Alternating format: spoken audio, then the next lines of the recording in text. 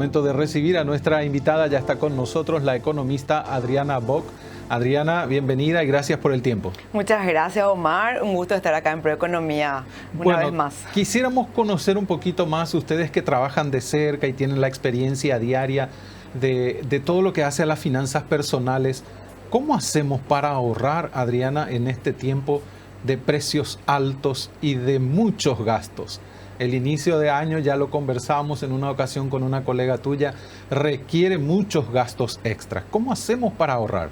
Ahorrar siempre es un desafío y más aún cuando nos enfrentamos, por ejemplo, a la subida de precios y, como decía, épocas que cíclicamente nos obligan a tener que incluir más gastos o hacer más gastos con relación a otras épocas del año. Y bueno, entonces como que el desafío se redobla y eso también nos obliga a nosotros a tener estrategias, a priorizar más ante todo, ¿sí? Para poder ahorrar, siempre la clave es priorizar, gastar lo necesario, que no quiere decir restringirnos de más, pero sí gastar conscientemente y lo necesario para poder tener esa capacidad de reservar una parte de nuestro ingreso, ¿sí? Y bueno, y en esta época es como que eso es todavía más, enfocarnos más todavía en esa priorización que necesitamos hacer. Sabemos que hay gastos que son necesarios en cualquier familia, en cualquier hogar, dependiendo de su estructura, pero tenemos ante todo los gastos de lo que sí o sí tenemos que cubrir: alimentación, movilidad, servicios básicos. O sea, asegurarnos que vamos a estar cubriendo eso. Por supuesto, también nuestros gastos fijos esenciales, como podría ser gastos relacionados a la vivienda, sea alquiler o pago de la cuota, claro, del inmueble si estamos comprando financiado, o del terreno, ¿verdad? Que también algunas personas tienen ese pago fijo que realizar.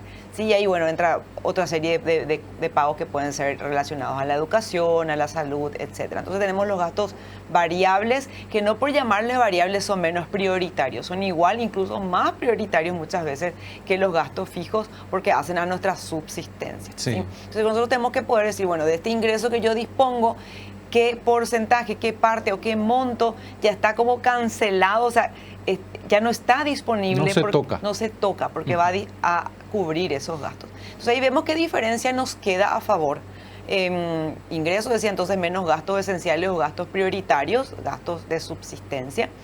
Y ese saldo que nos queda a favor es como que tenemos que distribuir nuevamente en tres partes, ¿sí? O analizar tres caminos, claro. Por un lado decir, bueno, ya que tengo una pequeña disponibilidad, puedo comprometerme con una cuota para financiar algún bien que estoy necesitando. Esa es una posibilidad, irnos directamente a la deuda. Y generalmente es como lo más fácil, ¿verdad? Lo que decimos, bueno, tengo algo de disponibilidad y me están ofreciendo un crédito, me están ofreciendo una financiación para adquirir algún electrodoméstico, lo que sea, y vamos por ese camino, porque tendemos, ¿verdad?, a buscar esa satisfacción inmediata, ¿sí? Y a dejarnos seducir un poquitito por lo que son las ofertas de consumo, los deseos, etcétera. No está mal, pero lo que tenemos que tratar de hacer es tenerlo bien medido, ¿sí? Y a la inversa de eso, analizar, bueno, pero si yo no me comprometo con esta cuota, que se lleva un plazo X, sea 6 meses, 12 meses, lo que sea, ¿qué otro uso más eficiente o tal vez más prudente le podría dar a ese saldo que tengo a favor? Y ahí es donde entra el ahorro. Porque en vez de pagar una cuota de financiación o de deuda, no empiezo a pagar una cuota de ahorro? Puede ser un ahorro programado en cualquier institución, un ahorro planificado, y hacernos de un colchoncito para emergencia. Eso siempre nos va a dar mucha tranquilidad y seguridad, sobre todo en este tipo de situaciones, en estas épocas en las que los precios suben, ya estamos muy justitos, surgen imprevistos o gastos extras. Entonces, hacer primero un colchoncito de ahorro y ponernos un plazo. Así, bueno, no sé, 6 meses no voy a endeudarme con nada nuevo y voy a ir ahorrando esa plata. Y el tercer camino sería también el disfrute, porque en medio de esas metas financieras, objetivas, racionales, también están los deseos. Decir, bueno, pero también me gustaría, qué sé yo, festejar un cumpleaños, o me gustaría darme una escapada un fin de semana cuando de repente vienen los feriados largos, o no sé, algún autorregalo que también muchas veces estamos tentados, pero no en el mal sentido a hacer, porque no está mal también que el dinero lo podamos disfrutar. Solo que ahí está el tema. Entre esos tres caminos también existe un orden de prioridades y una medida. Entonces, probablemente si quiero tener una finanza sana y una tranquilidad financiera, voy a darle más prioridad a lo que es el ahorro. Voy a pensar más veces antes de volver a endeudarme y elegir entre todas las opciones de disfrute que tengo, cuál es aquella que realmente me reporta satisfacción sin costar más. Porque muchas veces también decimos, no, porque yo vi que tal persona se fue a tal lugar, entonces yo también quiero probar esa experiencia. Sí. Pero no sabemos si es lo que realmente nosotros estamos buscando, sino que, o más bien nos estamos guiando un poco por lo que puede ser las redes sociales, por lo que hacen otros. Entonces también decir, bueno, hay muchas opciones para disfrutar, voy a elegir aquella que a mí me reporta valor, tal vez gastando menos. Ahora, siempre le digo esto a tus colegas cuando conversamos y se ríen y me dicen, nunca alcanza. El dinero no alcanza, Adriana. Y una persona promedio que tiene un salario puede ser mínimo o por encima del mínimo, como decías y dabas ejemplos, tiene sus prioridades y a veces ni para las prioridades alcanza. Entonces, también hay otros elementos que me pueden ayudar a mí a tener recursos extras a través del ahorro, que puede ser, por ejemplo, una inversión. Por supuesto, para poder generar más ingresos. Sí, es un principio básico de economía, que las necesidades son múltiples y los recursos son siempre escasos. Ahora, cuando decís, ya no estoy pudiendo cubrir los gastos fijos, eso ya es una señal de alerta. Hubo probablemente algún desequilibrio, que puede ser que nos sobreendeudamos, porque hicimos un uso tal vez no demasiado consciente o planificado del crédito, y de repente se nos juntaron muchas cuotitas y ya el dinero no nos alcanza. Entonces, ahí hay un camino que podría ser la reestructuración financiera, tratar de renegociar esas deudas, ver un camino como para poder aliviar o hacer un plan de pago acelerado como para ir aliviando esa carga financiera y poder tener más disponibilidad con respecto a nuestro salario, nuestro ingreso. Pero ya es un síntoma de alerta. También, por supuesto, el camino de generar ingresos extras, ¿sí? Y ahí entra, bueno, invertir en que el recurso más valioso y el que más productividad le podemos dar es nuestro tiempo. Entonces, ese tiempo que disponemos, que otras fuentes de puedo explorar, que no requieran demasiada inversión. Si bien hablaste de la inversión, está bien, pero que no requieran demasiada inversión en activo fijo, o volver a endeudarnos o poner mucho capital, sino que pueda, por ejemplo, prestar un servicio o realizar algún tipo de actividad profesional en mi tiempo extra, o emprender, ¿sí? Eso es lo bueno de las redes sociales. Lo malo que muchas veces nos lleva a compararnos demasiado con otros y a sentirnos más tentados con un consumo excesivo, pero lo bueno es que son una buena vía de comunicación para poder rentabilizar también, ¿verdad? Entonces, no sé, hacer ventas de productos a través de las redes sociales y ir generando ingresos extra. Eso puede hacerte con pequeños montos. Y por otro lado también, si estamos ya logrando ahorrar, si ya venimos con esa práctica y tenemos ya un pequeño capital, rentabilizarlo. Ahí entra todo el mundo en lo que son las inversiones financieras, que hoy felizmente en fondos mutuos, por ejemplo, podemos empezar a invertir ya no solo ahorrar desde pequeñas cantidades y empezar a obtener un rendimiento de nuestros ahorros que va a hacer que esos ahorros con el tiempo se vayan creciendo. Y además la ventaja que tiene el fondo mutuo es que los plazos son flexibles, entonces si bien ese capital ya está produciendo rendimientos y ya está creciendo como resultado, también podemos seguir aportando. Eso también es la clave, que yo esté invirtiendo un capital que ya en un momento lo tuve disponible, lo invertí. Ahora, eso no quiere decir que ya terminó ahí el proceso, sino que lo bueno es poder hacerlo siempre de forma recurrente y periódica. O sea, bueno, yo empecé con, un monto mínimo, 1 millón de guaraníes que junté, en 10 meses, por decirlo así. Bueno, eso no quiere decir que yo no pueda seguir aportando también sobre ese capital de manera, como digo, recurrente, constante, para potenciar esa inversión. La familia promedio en el Paraguay, ¿tiene tradición de ahorro, Adriana? Ustedes que trabajan en asesoría, que están en contacto con mucha gente, ¿tenemos tradición de ahorro en el país? Yo creo que más bien nuestra cultura, la cultura que heredamos de nuestros abuelos y todo eso, tiene más que ver con saber economizar. O sea, no es tanto guardar plata, sino hacer que esa plata rinda más, buscar más opciones. Y bueno, y eso es una manera también de administrar correctamente el dinero, que está muy bueno que rescatemos todos esos valores y los sigamos aplicando y transmitiendo también a las futuras generaciones. Y tal vez el ahorro para el paraguayo siempre fue el terreno. Comprar un terreno, ese tipo de cosas. Entonces, por ese lado, no podemos decir que no tenemos para nada cultura de ahorro. Ahora, ¿qué es lo que está pasando ahora con este fenómeno del sobreendeudamiento por el tema del consumo, que directamente se relaciona con lo otro? No es tanto que yo no sepa que ahorrar es importante o que no tenga esa cultura o esa tradición, tal vez está ahí en algún lado, pero el sobreendeudamiento derivado del consumo excesivo anula la capacidad de ahorro.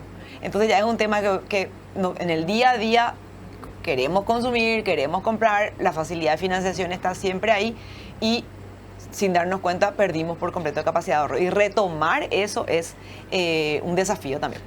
Se presenta esa imagen de creo que necesito esto y por eso uso ese recurso que me sobra en lugar de reservarlo o guardarlo para otra cosa. Está todo, está el me merezco, está el necesito, que es una manera un poco de darle otro nombre a lo que es un deseo, ¿sí? Entonces, si bien por un lado, cuanto más opciones de consumo hay en una economía, no sé, más restaurantes, más tiendas, más servicios incluso, eso mueve la economía a nivel macro. Bueno, incluso que la gente pueda acceder a una tarjeta de crédito, que vamos a hablar después, para poder tener acceso también a eso, también tiene su componente positivo a nivel macro. Ahora, nosotros individualmente en nuestras casas tenemos que analizar dentro de toda esa gama de posibilidades, cuáles las que nos conviene, cuáles realmente están a nuestro alcance y qué consecuencia tiene que yo opte por consumir y deje postergado para siempre el ahorro. O sea, no es también eliminar el consumo, sino cambiar tal vez el orden. Como que yo digo, bueno, voy a darme más gustos o voy a acceder a eso que quiero, pero mi responsabilidad es que previamente yo me haga un colchoncito de emergencia. Después como que ya tenemos luz verde para poder ir eligiendo también selectivamente y planificadamente nuestras decisiones de consumo. Va a depender mucho seguro de lo que uno gane o uno tenga como ingresos, pero ¿cuál sería el ideal de porcentaje de ahorro de lo que uno recibe o de lo que uno tiene como ingresos generales? Bueno, se considera que es saludable a partir de un 10%, ¿sí? del ingreso, y bueno, y que sea ese 90% de nuestro ingreso disponible el que vamos a distribuir entre todos estos gastos, y eso nos va a dar un cierto nivel de vida, digamos, relativamente cómodo, digno, ¿sí? Ahora, si no tenemos capacidad de ahorro del 10%, eso no tendría que ser una excusa o una barrera para que nos propongamos ahorrar, aunque sea un monto simbólico, para descubrir que nosotros también podemos ser ahorradores, para ir generando un cambio, digamos, en nuestra identidad como sujetos financieros o como sujetos económicos. Así, bueno, no soy solamente un consumidor o solamente un productor, también puedo ser un ahorrista y también un inversionista. Entonces, eso nos va como que cambiando el chip, generando esa cultura, como vos decías. A lo mejor uno piensa que es imposible ahorrar, pero una vez que lo lleva a la práctica dice, había sido que descubrí que también puedo ser un ahorrista, y como que empezamos a encontrarle también el gusto a eso. Qué gusto que da abrir la banca web o la aplicación y ver que mi ahorro está creciendo. Eso nos entusiasma también y va generando un efecto de ahora me quiero aumentar ese porcentaje. Sí, finalmente hablaste del orden como muy importante para administrar los ingresos, y también ese orden va a ayudar a que yo pueda iniciarme en el ahorro.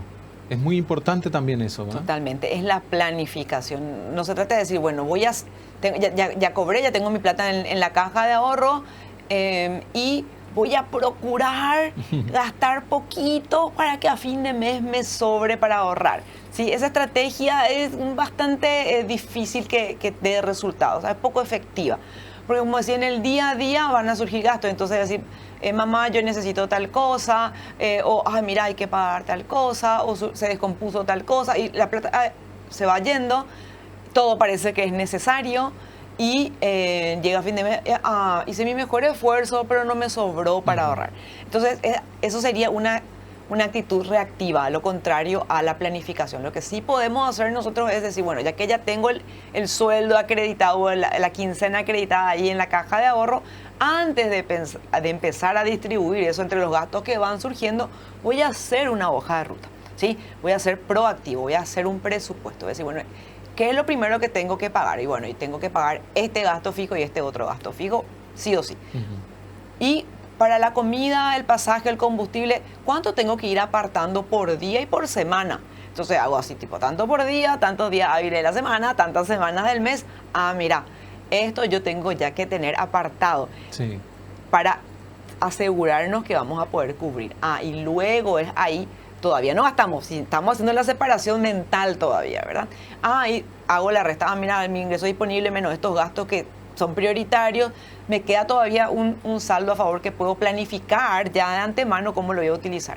Ah, digo, puedo esto que está acá en saldo, digamos, abajo en la planilla o en la cuenta, lo puedo llevar arriba como un autodescuento. Es decir, bueno, voy a invertir, en vez de el orden, en vez de que el ahorro sea lo que me sobra, voy a ya que puedo ver que voy a tener un excedente, ya redireccionar eso a un autodescuento que nos podemos estar haciendo. Entonces el orden va a quedar mi ingreso menos mi ahorro, mis gastos fijos, y si nuevamente tengo un excedente, ahí yo puedo decir, ¿por qué no? Luz verde para poder disfrutar o para poder tomar otras decisiones.